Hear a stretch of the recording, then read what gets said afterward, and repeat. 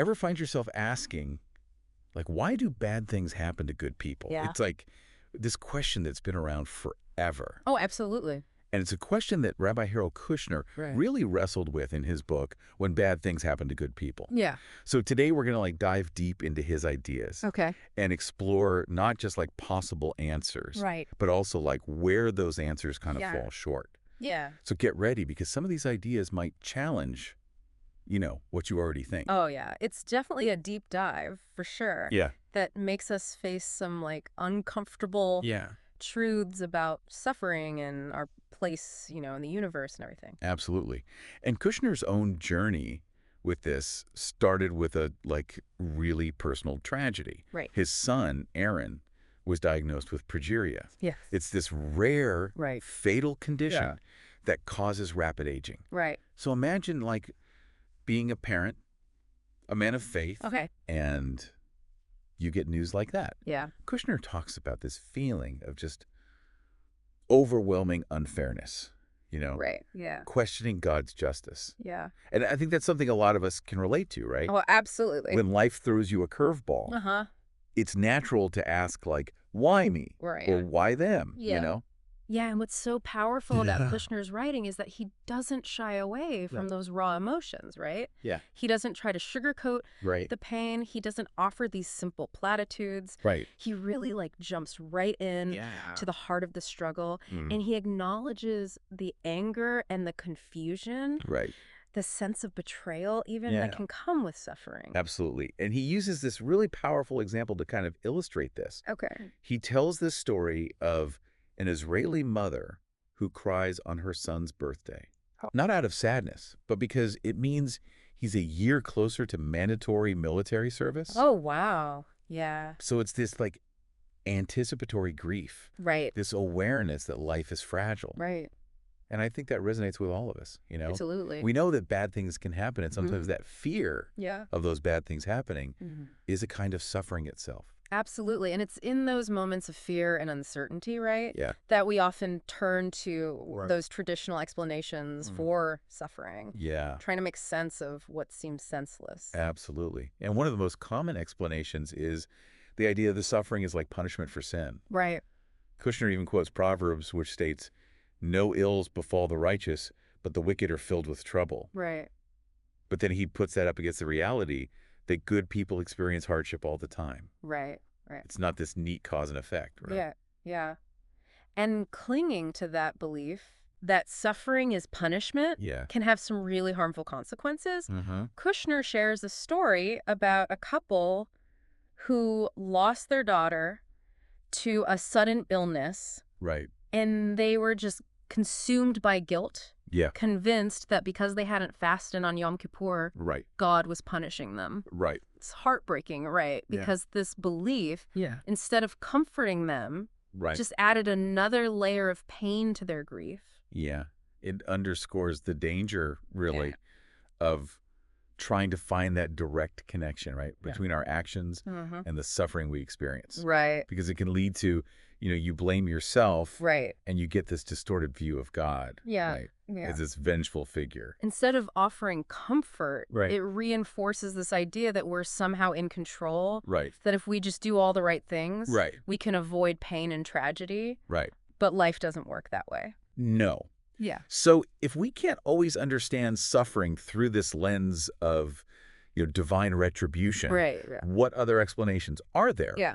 Kushner looks at some possibilities. Right. And he brings in the work of Thornton Wilder, Okay. who in his novel, The Bridge of San Luis Rey, Right. seems to suggest that maybe there's a right time to die. Okay. Like each of the characters who die in the bridge collapse Right. had resolved some major life issue. Uh-huh. So it's like they were ready to go. Right. But what's interesting is that Wilder himself later moves away from this Right. neat conclusion, you Yeah. know? Yeah. In his later novel, The Eighth Day, Okay. he uses this metaphor of a tapestry Okay. to show how complex life and suffering are. Okay. He says, from the underside, the threads look chaotic, Right. but from the front, they make this intricate, beautiful pattern. Right. So it's like this comforting thought that maybe our suffering has a purpose that we just can't grasp yet. A lovely metaphor, but I gotta say, Yeah. I'm a little skeptical. Yeah. Have you ever actually seen this grand tapestry? Right. The one that makes sense of it all? It's definitely a possibility, Yeah. but it does raise some questions, right? Yeah. If there is this grand design, Yeah. why is it so hidden from us? Right. Why do we have to go through so much pain and confusion Right. before we can see the beauty in it? Right. It feels a bit like, Yeah. just trust that it all makes sense in the end. Yeah. Which can be frustrating when you're in the middle of suffering. Absolutely. And it also doesn't account for the sheer randomness of so many tragedies. Right. Think of a plane crash, for instance. Right. Can we really say that every person on that plane Yeah. was meant to die at that exact moment? Right? Like, were their lives all woven into this grand tapestry? It's a tough one. It is a tough question. Yeah. And it leads us to another common explanation. The idea that suffering is like a test, Yeah. God's way of teaching us, like how a parent disciplines a child. Right, right. Kushner uses this analogy of a parent pulling a child away from danger, or like refusing to give him a candy bar before dinner. Yeah. And on the surface, it makes sense, right? Right. We learn and grow from challenges. But what are we supposed to learn from a random accident? Right? Or a child's illness? Yeah. What lesson could ever justify that kind of pain? Kushner quotes Harriet Schiff, Yeah. a parent who lost her son. Right. And she says, if only I was a weaker person, Yeah. Robbie would still be alive. Wow. And it's such a powerful statement. Yeah. It shows how emotionally damaging it can be to believe that your strength is being tested through tragedy. Right. It can make you feel guilty, like your suffering is because you're somehow inadequate. It's like saying, if you had just been a better person, Right. this wouldn't have happened. Right. And that's a lot to carry. It is. And it makes you wonder, why would God choose to teach us in such awful ways? Right. Wouldn't there be kinder ways to help us grow? So if we move away from these ideas of punishment and these deliberate lessons, Right. are we left with the unsettling possibility that some things just happen randomly? Right. That there's no rhyme or reason to it all? That's a question that Kushner grapples with, too. Right. Can we accept that there's randomness in the universe? Right. Can we reconcile that with our belief in a just and loving God? Yeah, it's tough. It is. We crave order. We look for patterns. Right. We want to believe there's a reason for everything. Yeah. But what if sometimes there isn't? Right. What if sometimes it's just chance? Take mass shootings, for example. Okay. While we can look at the shooter's motives, Right.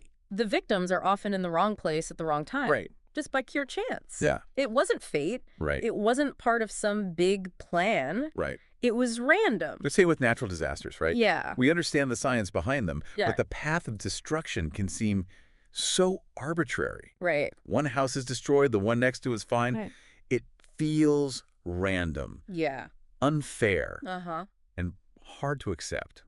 Which leads to a key idea that Kushner explores the concept of natural laws, operating without regard for a person's goodness. He emphasizes that the laws of physics, biology, nature in general, Right. they're consistent. Right. They don't make exceptions for good people. Exactly. Gravity doesn't care Right. if you're a saint or a sinner. Right. And this consistency, Right. while it makes our world predictable Right. and safe in many ways, Yeah. it also means that tragedy can strike anyone Right. at any time. It's like that saying, lightning doesn't strike the same place twice, but it can strike anywhere once. He even uses a bit of humor here. Okay. He compares our modern skepticism about miracles Right. to a child reimagining the Red Sea parting Right. with fighter jets and pontoon bridges. Right. Like, we live in a world where those biblical miracles seem less believable. Right. Because we understand that natural laws are remarkably consistent. Right. Which leads to a really thought-provoking question. Okay. Would the world be better Yeah. if good people were somehow immune Right. to natural laws? If they were shielded from accidents, diseases, natural disasters? Right. It's something to think about. Right. It is. On the surface, it's tempting to say yes, of course. Right. But it gets complicated. Yeah. It would mean divine favoritism. And we've seen throughout history how systems like that can be abused and lead to all sorts of injustices. So if we're accepting that natural laws apply to everyone, no matter how good they are. Yeah. Does that mean we're also accepting Right. that pain and suffering Right. are just inevitable parts of being human? That's a question that Yeah. Kushner really digs into. Yeah. And while he acknowledges that pain is unpleasant, Right. he suggests it serves a vital purpose. Okay. He uses the example of children with familial dysautonomia. Okay. It's a condition that keeps them from feeling pain. So it sounds like a superpower, right? Right. But it's actually really dangerous It is. because they don't have that crucial warning system Right. that pain provides. Exactly. Pain signals danger. Right, yeah. It tells us something's wrong. Right. It's not about punishment. Uh-huh. It's about survival. And this idea of pain as a warning system Yeah. applies to emotional pain, too. It's Right. connected to our ability to make meaning, Right. to understand the world. Yeah. And our place in it. So he contrasts the physical pain of passing a kidney stone with the pain of childbirth. Right. Both can be excruciating, Oh, yeah. but childbirth has this transformative element to it, right? It does. It leads to something profound, something meaningful. Right. It changes you Yeah. physically and emotionally. And this brings us to another interesting point that Kushner makes. Okay. The idea of mortality. Yeah. And how knowing that our time is limited Right. actually gives our lives meaning. Yeah. He brings in these contrasting examples from literature, like Calypso in the Odyssey, Okay. who envies Ulysses' mortality because it makes his life have weight, Right. And then he contrasts that with the immortals in Gulliver's Travels, who are utterly miserable because they outlive everyone, everything they love. Yeah. Their lives are just this endless cycle of loss and grief with none of that urgency or meaning that comes with knowing that our time is limited. Makes you think, if we lived forever, would our choices even matter? Right. Would we strive for anything? Yeah. Or just float aimlessly through an endless amount of time? It makes you wonder, doesn't it? It does. If it's the finite nature of life that actually drives our desire for meaning, for connection, for leaving our mark on the world. Absolutely. So we've explored all these different ways of trying to understand suffering, punishment, divine lessons, randomness, the role of pain, even how mortality plays into it. But there's another piece we haven't talked about yet. Okay. Prayer. Yeah. Where does that fit into all of this? Right. Especially when we're wrestling with those big questions like, if God is good, why does he let bad things happen? It's a question that comes up a lot, right? It does. When people are going through tough times. Yeah. If God is all powerful and loving. Right. Why doesn't he step in and prevent these tragedies? Right. And if he doesn't, what's the point of even praying? I think a lot of us have been there, right? Yeah. That late night phone call, someone you love is in crisis. Right. And the first thing you do is ask people to pray. Yeah. It's like we're hoping that if enough of us plead, we can somehow influence the outcome. Right. Maybe even change God's mind. It's a natural instinct, I think, to reach for something, anything that might offer some hope in a dark moment. Right. And prayer can be such a powerful way to express that fear, that longing, that desperate need for comfort and support. But what happens when those prayers don't seem to be answered? Right. Does that shake our faith? Yeah. Does it make us doubt God's goodness? Right. Kushner offers a really insightful perspective on this. Okay.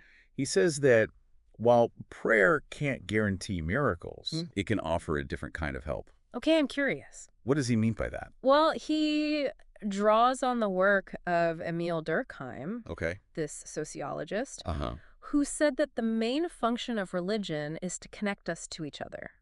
And rituals, including prayer, they create this framework for us to share experiences, especially in times of joy and sorrow. So it's like those rituals, those shared acts of prayer, give people a tangible way to show they care and support each other. Right. It's not so much about changing God's mind, but strengthening those human connections. Exactly. Reminding us we're not alone in our pain. Exactly. And Kushner points to some specific examples from the Jewish tradition that illustrate this beautifully. Okay. Like the custom of sitting Shiva. Okay. That 7-day mourning period Yeah. that Jewish families observe after a death. For those who aren't familiar with sitting Shiva, it's not about isolating yourself in grief. No. It's about the community coming together Right. to support those who are mourning, Right. offering comfort, Yeah. sharing stories, Yeah. helping them navigate those first overwhelming days of loss. And then there's the tradition of the meal of replenishment. Right.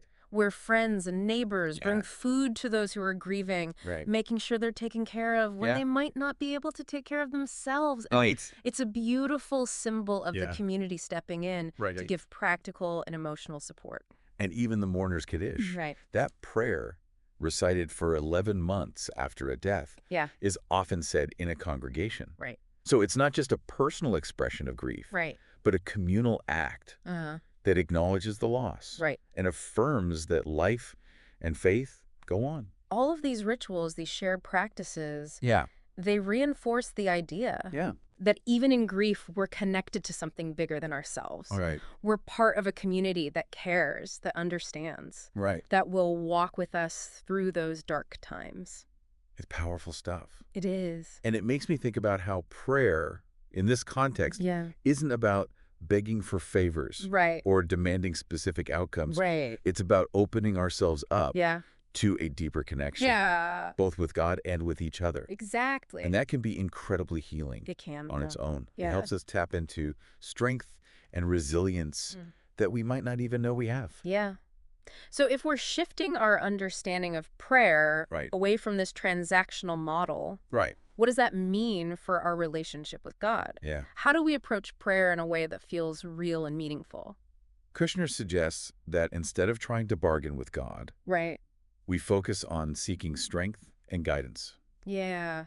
He uses a really interesting example from the book of Genesis. Okay. He compares two prayers Yeah. spoken by Jacob at different points in his life. You're talking about the story where Jacob wrestles with the angel, right? Yes, exactly. Okay. The first prayer is when Jacob's a young man running from his brother Esau, Right. full of fear and uncertainty. Right. And he basically makes a deal with God. If you protect me and make me successful, then I'll be your faithful servant. Right. Very transactional. Very conditional. Like, Right. he's trying to make a bargain. Right. Like, you do this for me, God, and I'll do that for you. But 20 years later, Yeah. after Jacob's gone through good times and bad, Yeah. his prayer is completely different. Okay. He acknowledges God's goodness, Uh-huh. admits his own faults, Right. and just asks for help in a difficult situation. So it's a much humbler prayer. It is. He's not dictating terms Right. or demanding specific outcomes. No. He's simply recognizing that he needs guidance and support. And Kushner says Yeah. that's the kind of prayer that God responds to. Interesting. It's not about demanding or expecting certain results, Right. but opening ourselves to that deeper connection Yeah. and finding the courage to move forward even when we're afraid. That makes sense. Yeah. It's like acknowledging we don't have all the answers. Right. That we need help. Yeah.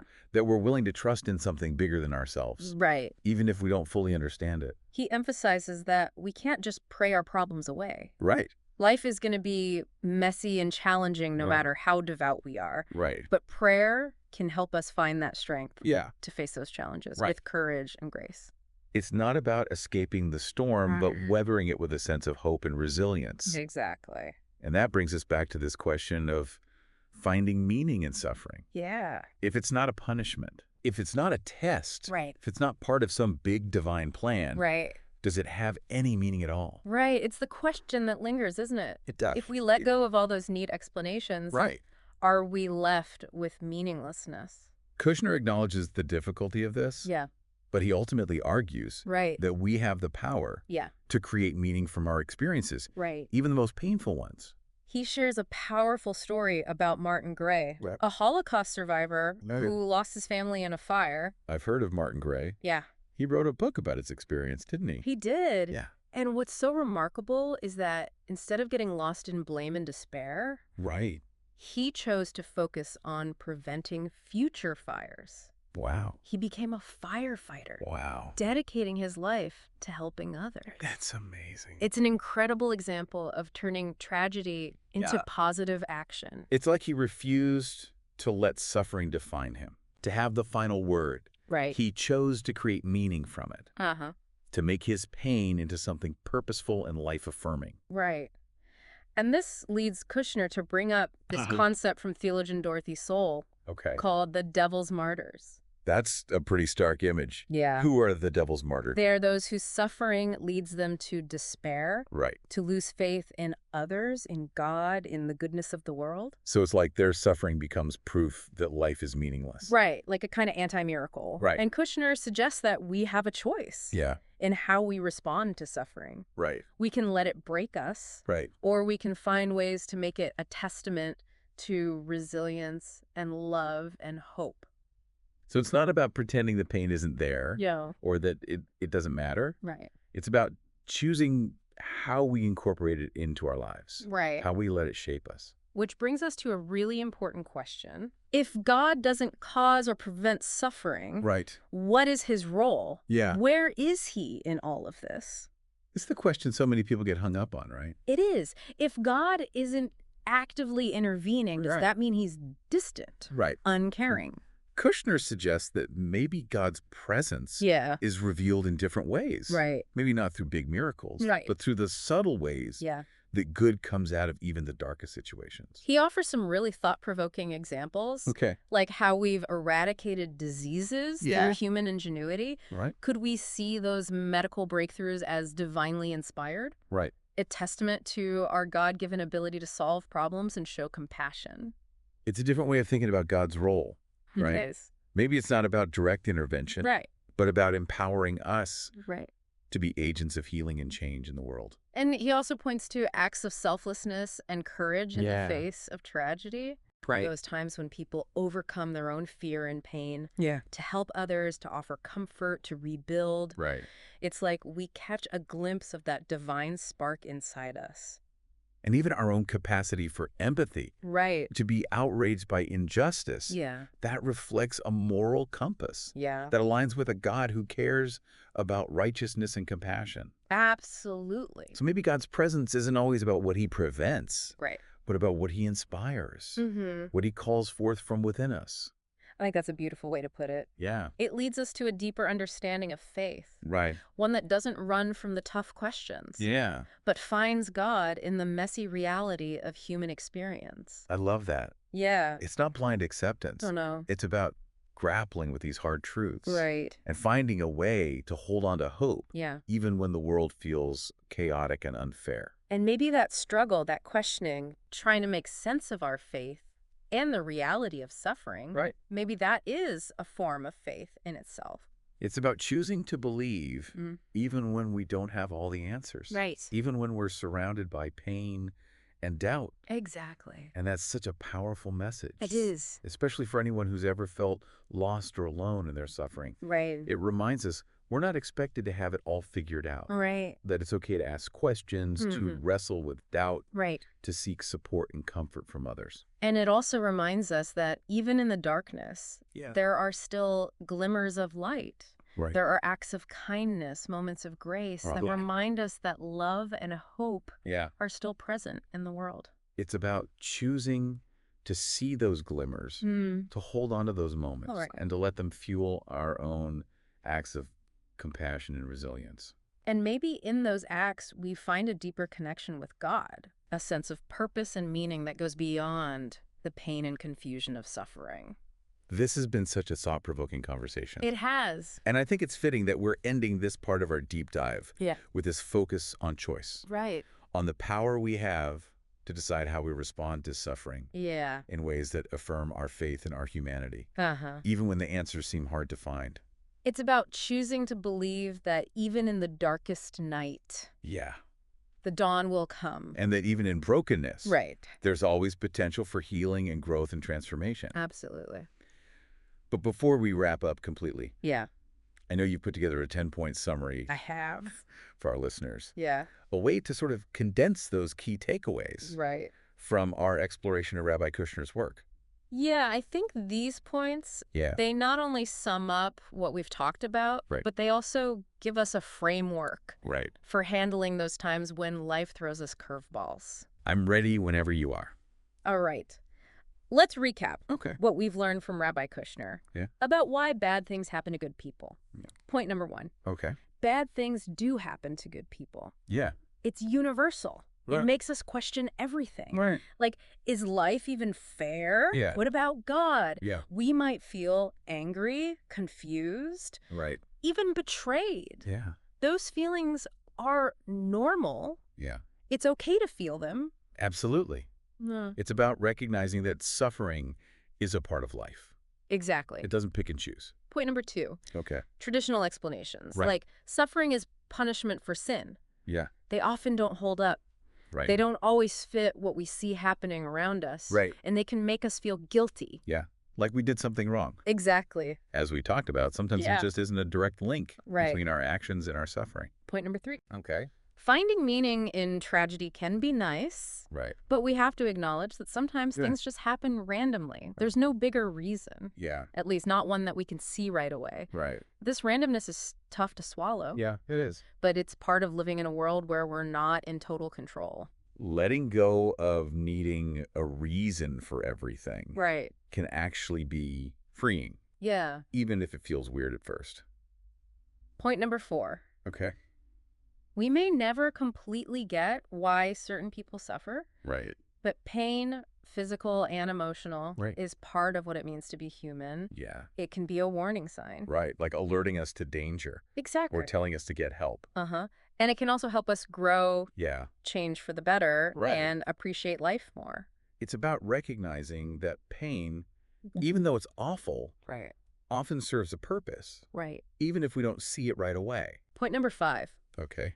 Mortality. Right. Hard to think about. Yeah. But it gives our lives a sense of urgency and meaning. Right. Makes us realize how precious time is. Right. Encourages us to make choices that really matter to us. Knowing our time is limited can inspire us to live more fully, to cherish the people we love, to seize the day. Exactly. Yeah. Point number 6. Okay. What sets us apart from animals is our ability to think about right and wrong and make choices based on that. Right. This freedom is risky. Yeah, we can make mistakes. We can hurt people. Yeah. But it also lets us experience love, compassion, Right. and create amazing things. It's about understanding that our capacity for good and bad goes hand in hand with our ability to choose, Right. to shape our lives, Yeah. and to impact the world. Point number 7.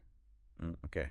God doesn't stop all suffering. Not because he doesn't care, but because he values our freedom. Right. This doesn't mean he's not with us in our pain. Right. It means he respects our ability to make our own decisions, even if they lead to bad outcomes. It's a complex idea. It is. But it suggests that God's love isn't about controlling us. Right. It's about empowering us and respecting our individual journeys. Point number 8. Okay.